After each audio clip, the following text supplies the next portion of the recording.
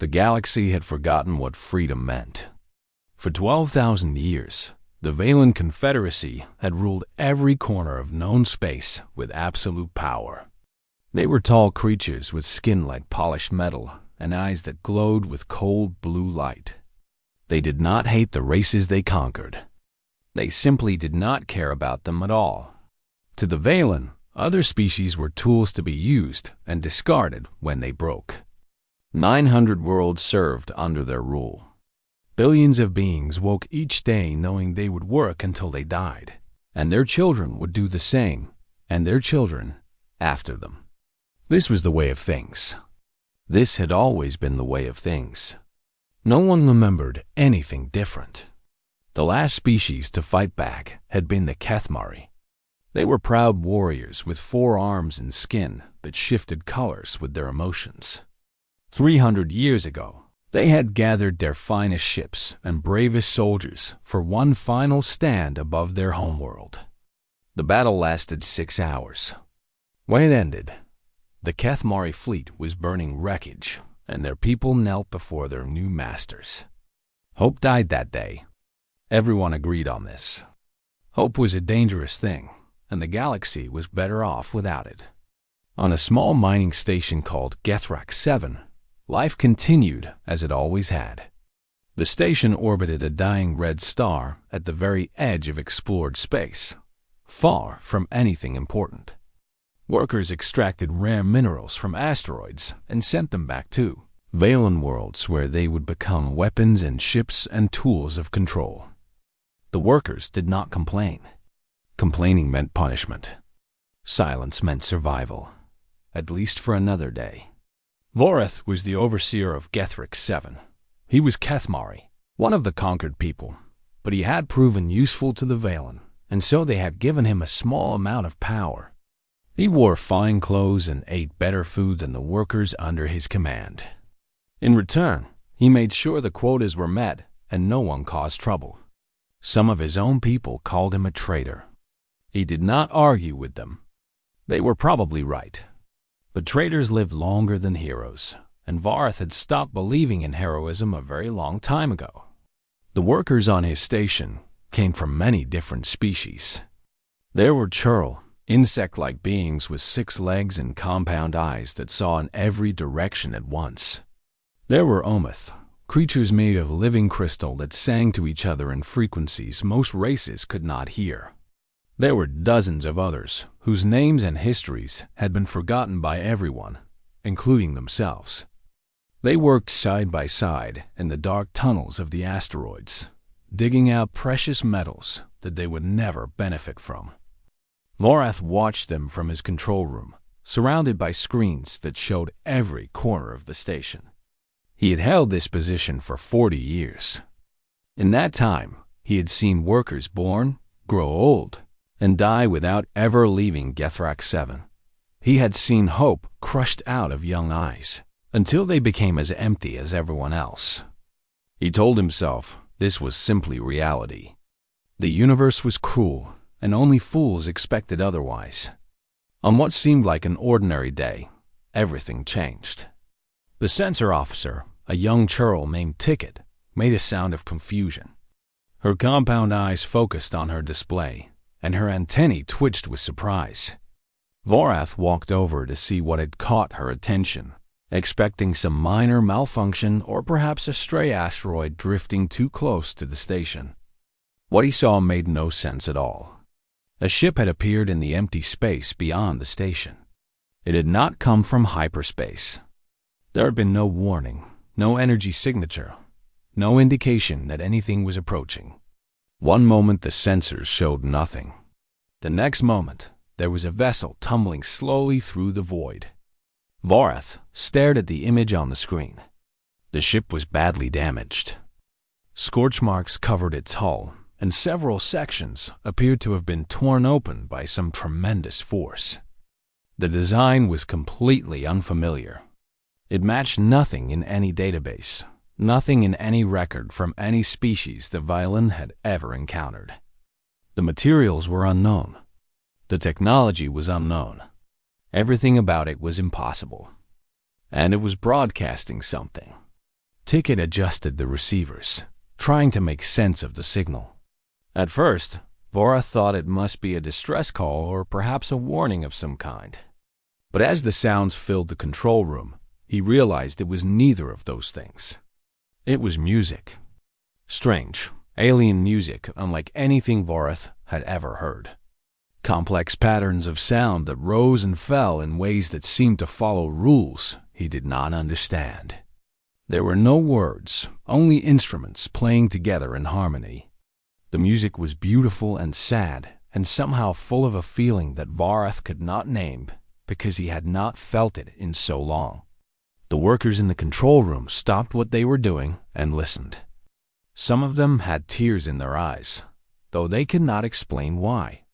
The music spoke to something deep inside them, something that the Valen had tried to kill, but had only managed to bury. Vorath found his hands were shaking.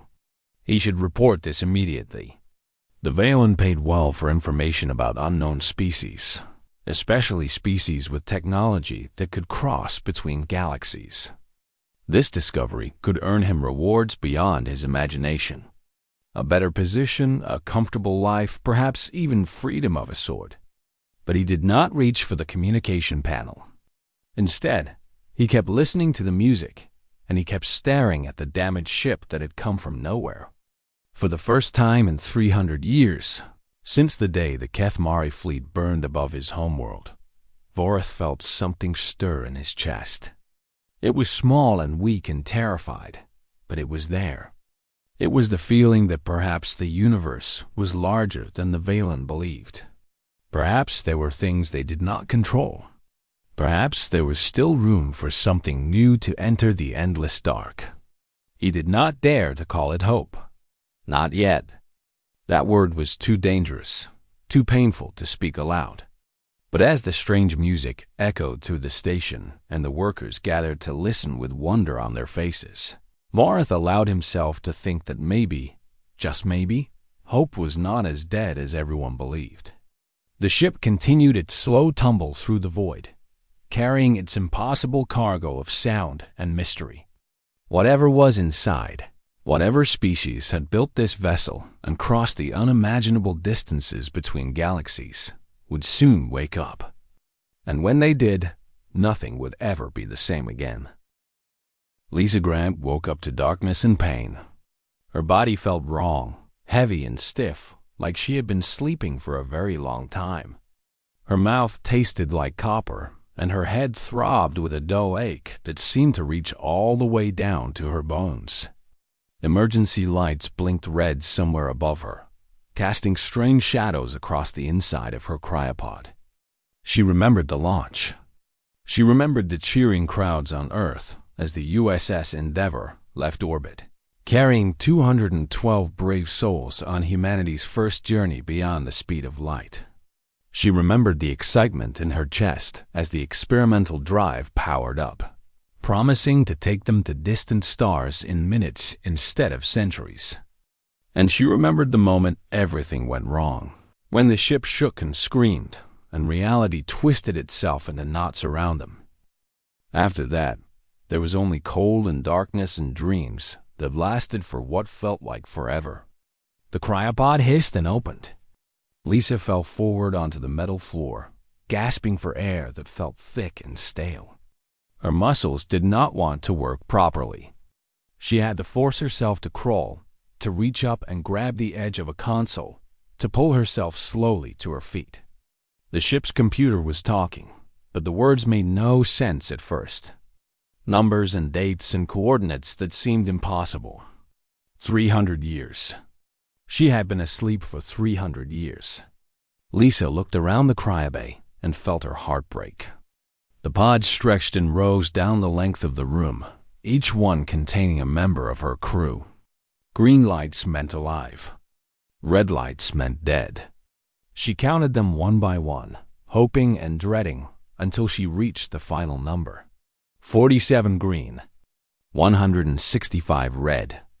More than 3/4 of her crew had died in their sleep, alone in the dark between stars. She wanted to collapse. She wanted to cry. She wanted to curl up and pretend this was all a nightmare that she would wake from. But Lisa Grant had not become commander of humanity's first interstellar mission by giving up when things got hard.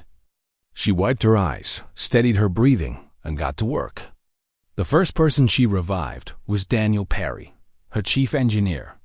He was a quiet man from Montana who had grown up fixing tractors and ended up fixing starships.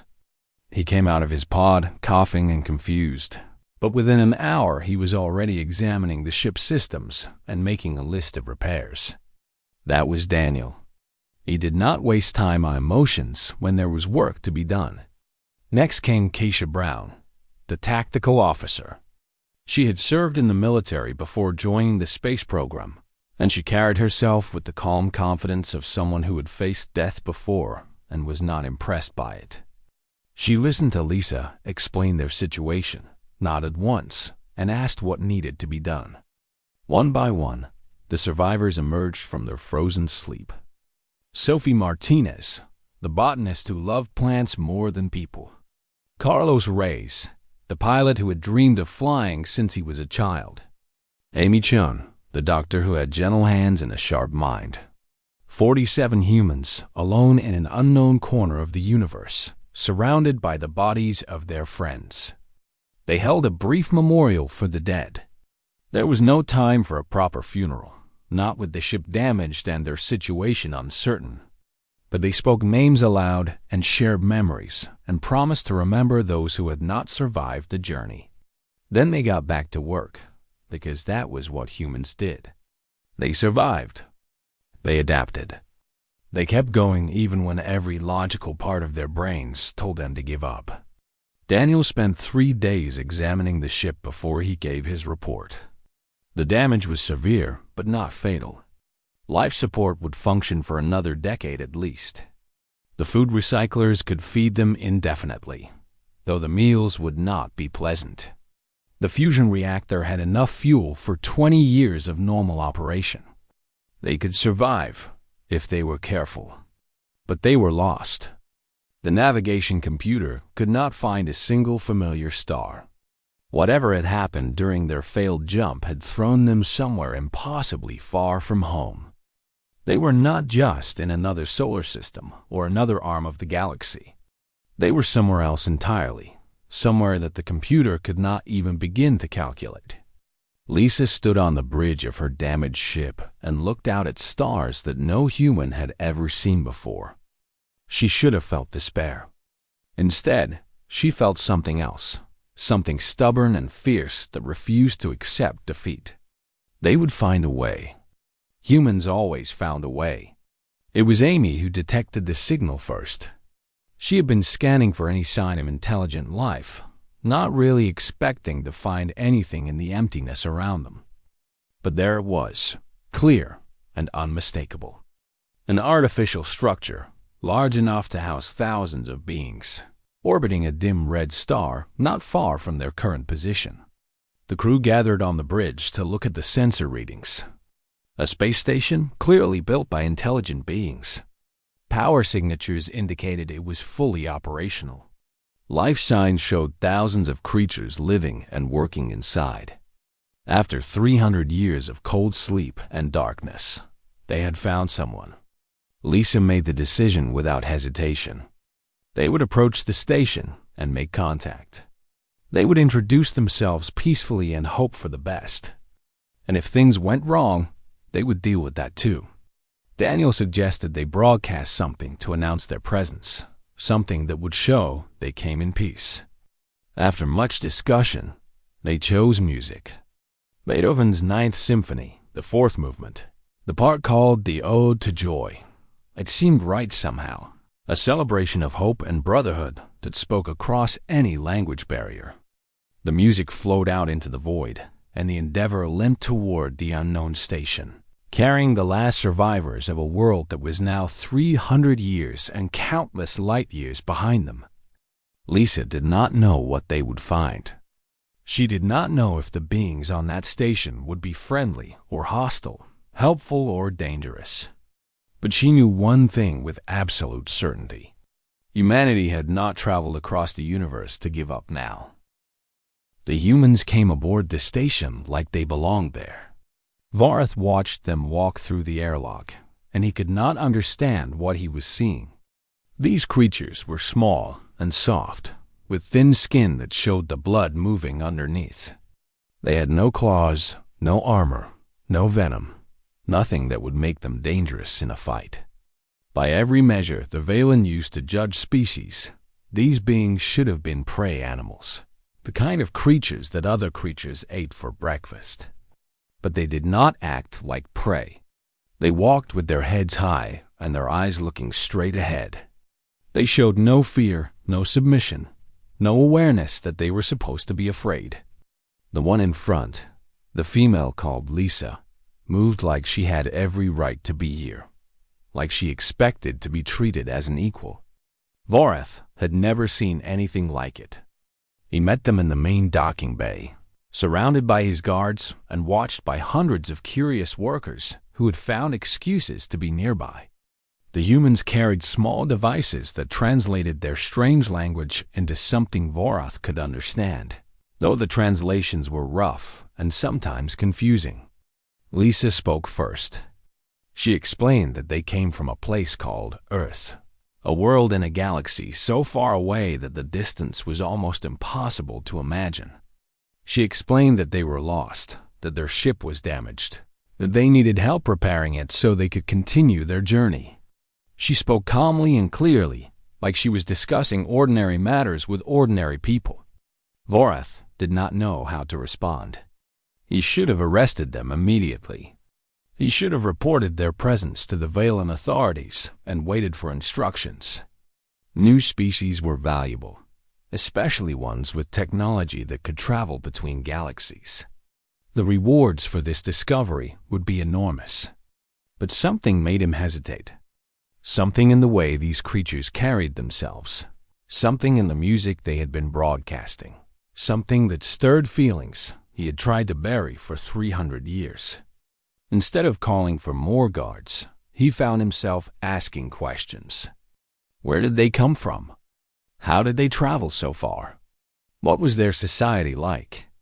Lisa answered everything honestly. She told him about Earth, a world of blue oceans and green forests where billions of humans lived together. She told him about their history, full of wars and mistakes, but also progress and hope.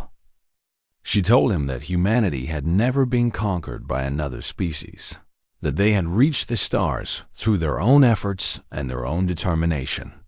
This last part made Vorath laugh, though there was no humor in it. Every species said things like that before they met the Valen.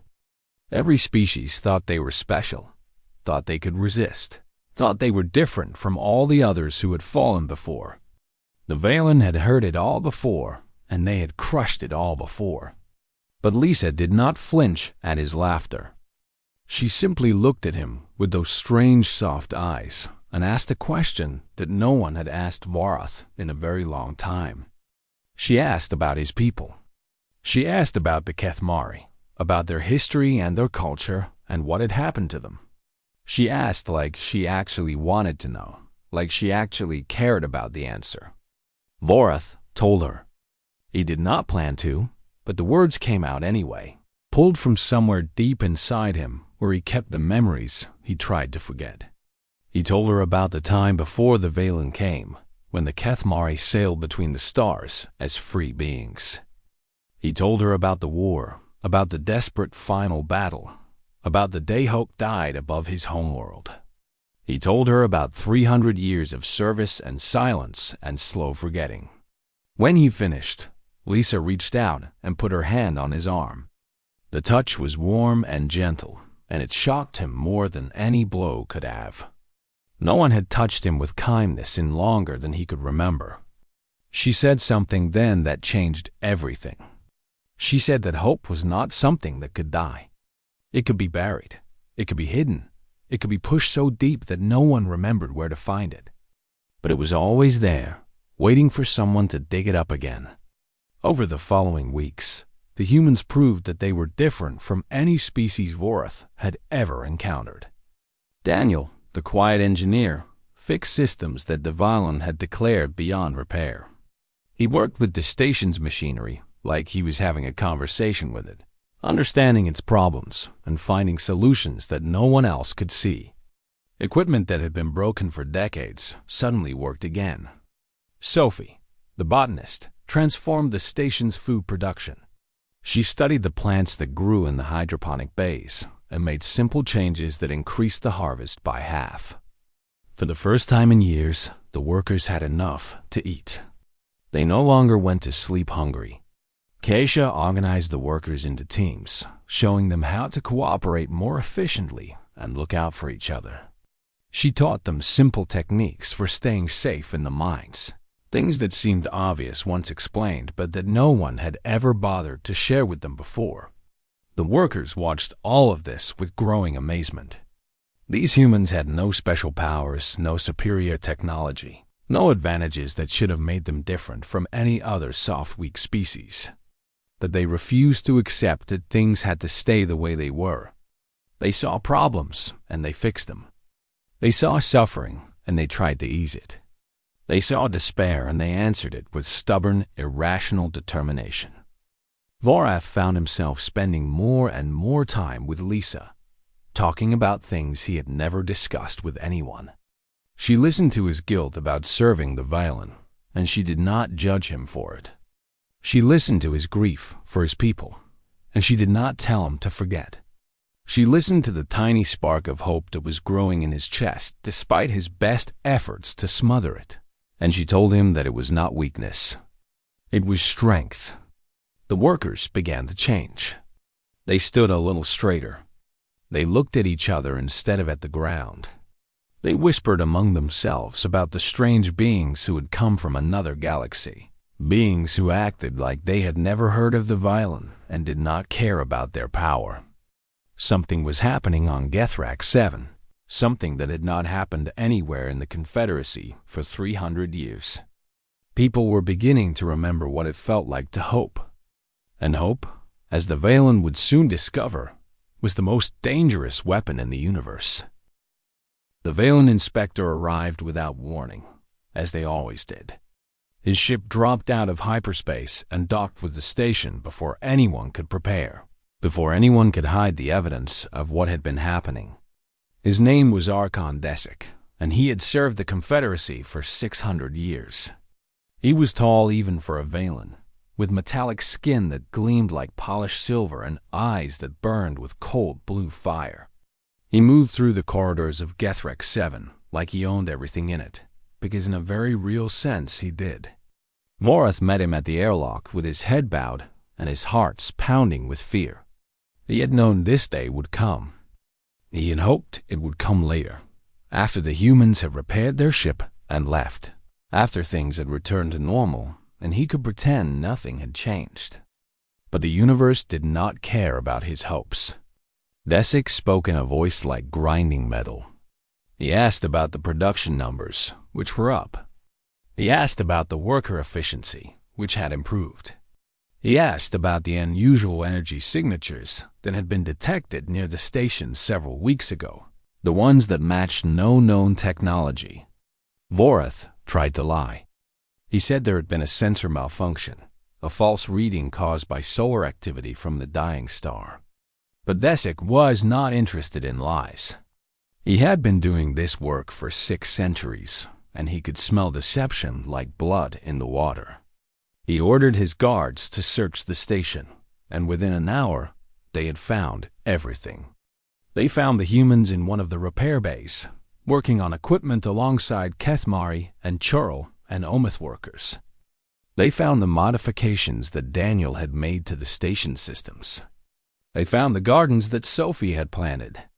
They found evidence of gatherings where workers from different species had come together to talk and share food and do things that subjugated peoples were not supposed to do. Desic looked at the humans with cold curiosity. He had seen many species in his long life, but never these. He scanned their bodies with devices that measured their physical capabilities, and what he found made him dismiss them immediately. Weak muscles, slow reflexes, no natural weapons. By every metric that mattered, These creatures were worthless. But they had crossed between galaxies, and that technology was valuable beyond measure. Desic made his decision quickly, as he always did. The humans would be taken to Valane space for study. The station would be purged of contamination, which meant killing every worker who had come into contact with the aliens. Vorath would be executed last, after he had watched everyone he had failed to protect die in front of him. The guards moved forward to seize Lisa. She did not run. She did not beg. She simply looked at Desic with those soft human eyes and said one word: no. The Archon laughed. No species had said no to the Valen in 300 years.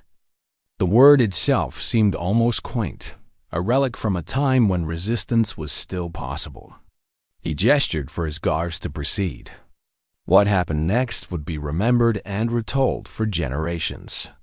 The humans moved like they had been waiting for this moment. Like they had prepared for it, trained for it, expected it. They were not soldiers, not warriors, not anything that should have posed a threat to armored Valen guards with energy weapons. But they fought anyway. Kaisha was fastest. She had a mining tool in her hands before the first guard could raise his weapon, and she used it with terrible precision. Daniel triggered something that caused half the lights in the bay to explode, plunging the fight into darkness and chaos. Lisa grabbed a piece of metal pipe and stood her ground, refusing to back away even as guards twice her size came at her. The workers watched for one frozen moment. Then they joined in. They had nothing but their hands and their tools and their rage at centuries of oppression. But there were thousands of them and only 50 guards, and the guards had never fought anyone who was willing to die rather than surrender. The battle was brutal and bloody and over in 11 minutes. When the emergency lights came back on, Desic lay dead on the floor with a mining pick in his chest. His guards were scattered around him, broken and still. 3 humans had fallen. Dozens of workers had fallen. But the survivors stood among the bodies, breathing hard and staring at what they had done. Vorath looked at the chaos around him and felt something crack open in his chest. For 300 years, he had believed that resistance was impossible. For 300 years, he had accepted that the Valen could not be defied. Now he stood in a room full of dead Valen soldiers, killed by slaves who had decided they would rather die than kneel. Lisa climbed onto a platform where everyone could see her. Blood ran down her face from a cut on her forehead, but her voice was steady and strong. She spoke to the workers, to the thousands of beings who had gathered from every corner of the station to see what was happening. She told them that she had not come here looking for a war. She told them that the humans were lost and alone, strangers in a strange galaxy, hoping only to find friends and continue their journey. But she told them that there were some things worth fighting for. Freedom was worth fighting for. Dignity was worth fighting for. The right to live without fear was worth fighting for. She told them that the Valen would send more ships. They would send fleets to destroy this station and everyone on it. Running was the only option, and the humans were going to run. They were going to find others who felt the way they did, others who remembered what it meant to be free. They were going to build something new in the darkness between the stars. She asked who wanted to come with them. The first hand to rise belonged to a Kethmari named Salaith, a young female who had been born on the station and had never known anything but service. After her came a churl called Click of Morning, who had worked in the deepest mines and dreamed of seeing stars up close. Then an Ometh whose name meant reflected light, who had sung songs of sorrow for so long that she had forgotten any other kind. More hands rose. Hundreds of hands. Thousands of hands. Workers who had spent their entire lives believing they were worthless, believing they were nothing, believing that hope was a cruel joke that the universe played on fools. They raised their hands and they made a choice. By the end of the hour, 3,000 beings had volunteered to follow the humans into the unknown. Varath was the last to step forward. He had more to lose than anyone, and more to be ashamed of. But Lisa smiled at him like none of that mattered, and she took his hand like he was already one of them. The fire had been lit. Now they had to keep it burning. The Valen battle fleet arrived at Gethrak 7, expecting to find a station full of rebellious slaves, waiting to be slaughtered. They found empty corridors and silent machines and a message, written on every screen in every language the Confederacy had ever cataloged. Hope lives. The High Command did not understand. They had sent Arkham Desik, one of their most experienced officers, with 50 of their best guards. They had expected a simple purge, a routine cleaning of contaminated elements.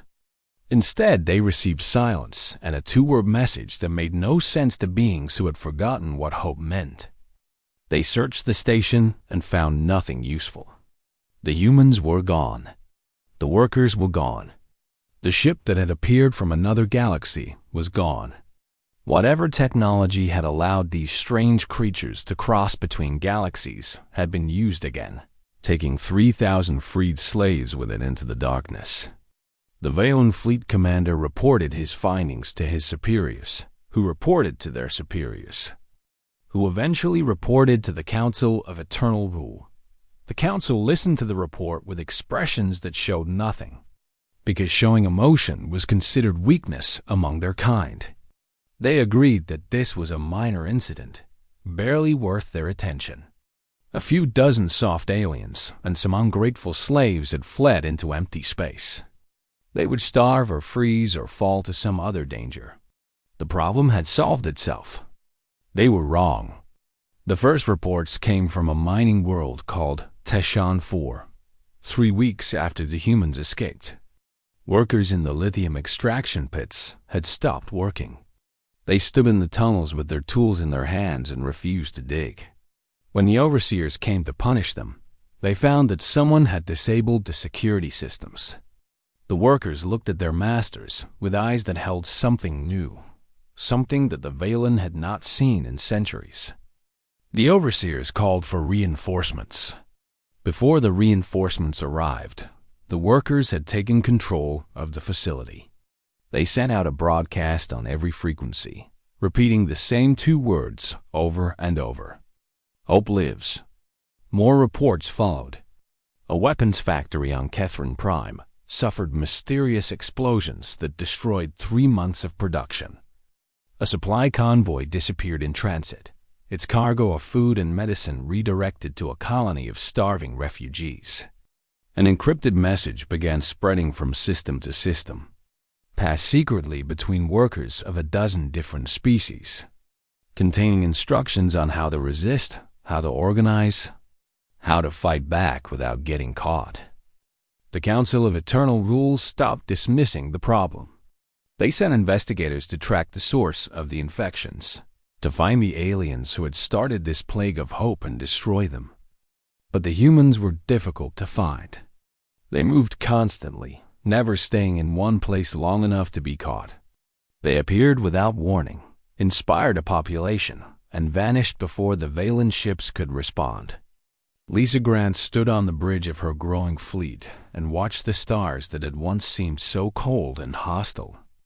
The Endeavor had been joined by other ships now, vessels stolen or salvaged or built from scratch by beings who had decided they would rather die free than live as slaves.